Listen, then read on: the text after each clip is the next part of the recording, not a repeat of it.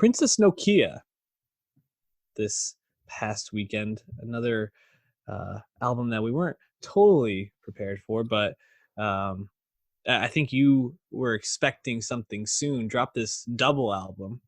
Yeah. Everything Sucks and Everything's Beautiful. Which, first of all, I love the aesthetic of the cover. When you start talking, everybody will see what it looks like. Yeah. Look. Yeah, just she seems like a very interesting, very funny. She doesn't take herself super seriously all the time. Artist, which I kind of like. hmm Hold that chinchilla, babe. Um, Princess Nokia, though, is this a good double album? Is this necessary? I mean, it's pretty interesting project to kind of have hmm this one very specific sound and then a very another specific sound on the other album. Yeah, it's funny.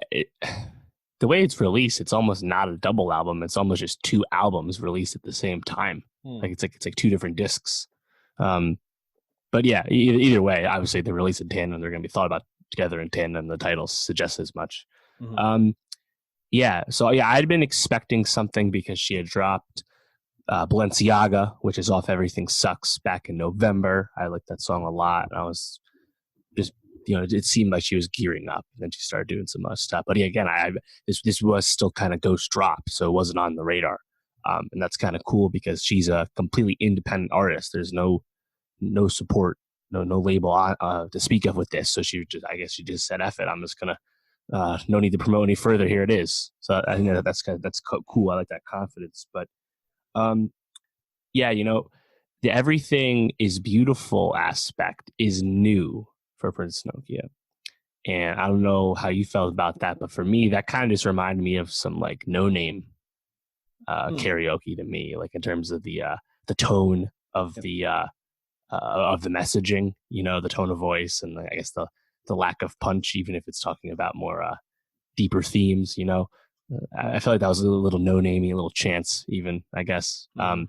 And then Everything Sucks was just more trap, more I guess pretty simple as well. But my overall takeaway was that Princess Nokia is still kind of bouncing around in terms of sound. Like the last project was much more emo-y. And I mean, she kind of got on everyone's radar in 2017 when she dropped 1992 Deluxe. That's a really good tape. And she's kind of just been a presence as like a unique New York underground rap figure, truly underground. But coming off this double album, I'm still confused as to where I want her to go because I I feel like her strengths are kind of in between these two things, and she kind of just oversimplified both sides of these sounds on these two discs. It's like almost like she spread herself too thin. Maybe if she had focused and tried to come together on this, I would have liked it more. So yeah, it was kind of interesting to me just because I'm just kind of left with it. I'm not sure where she wants to take it. But I mean, what did you think? This was your first time listening to her. We shouted about it briefly when Seven Rings dropped by Ariana Grande because she was kind of biting. Ari was kind of Mm. biting some Nokia flows, but we have never reviewed one of her projects before. Yeah, I thought it was very ambitious to have these two concepts. I'm not sure if the quality was there throughout each project. Like I found myself listening fairly passively as I was doing other things and just kind of being like, oh, that song really stood out to me. And then I'd go a song or two where I felt a real lull. Perhaps if I gave it more of a closer listen, I would have found them to be a little bit more consistent. But I did feel like it was a bit up and down. Um, but yeah, like the trap that you talked about on Everything Sucks, I found a little bit more up her alley, and she seemed to kind of rock with that a little bit more. Like Mm-hmm. Crazy House really stood out. I thought that song sounded fucking awesome.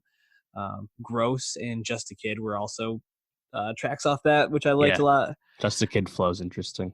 Yeah, and I think she just flows over those a little bit better. Whereas, um, like Gemini, and shit, shit off of Everything is Beautiful. Those are the ones that stood out there. But I agree. I kind of wrote down this feels like more Chicago rap that we've heard, but just done better. So I agree. It's kind of like that no name karaoke, so to speak. And I'm glad she's trying stuff though. Like it's cool that she seems to want to explore, have has a Mhm. vision. Dropping 2 albums at once is Yeah, definitely. unique. So I appreciate the attempt. Don't know if it landed totally, but I appreciate it. Yeah. Also, I noticed with Just a Kid, the mix, well, intentionally or not, I don't know, but the mix literally drops down and the volume decreases significantly for like a 20-second stretch in the middle of the song, and then it goes back up to normal. It's like, um, not sure if that's supposed to be an artistic decision. I hope that's not just a sign of bad mixing, because that's a pretty egregious mistake if that's the case. I don't know. Yeah, that would be really bad. I noticed that too. I assumed that was planned. Yeah. I was also thinking like the first track on Everything Sucks, Harley Quinn. I was like, Yeah, oh well. I mean, a lot of the new ladies in hip hop got to make songs for the Birds of Prey soundtrack, but not Princess Princess Nokia didn't get Nokia. invited. She made her own anyway. That's pretty cool. Tough movie to pick to make a song after not get invited onto the soundtrack. But alas, Princess Nokia, everything's beautiful, everything sucks. Yeah, probably somewhere in the middle of those two.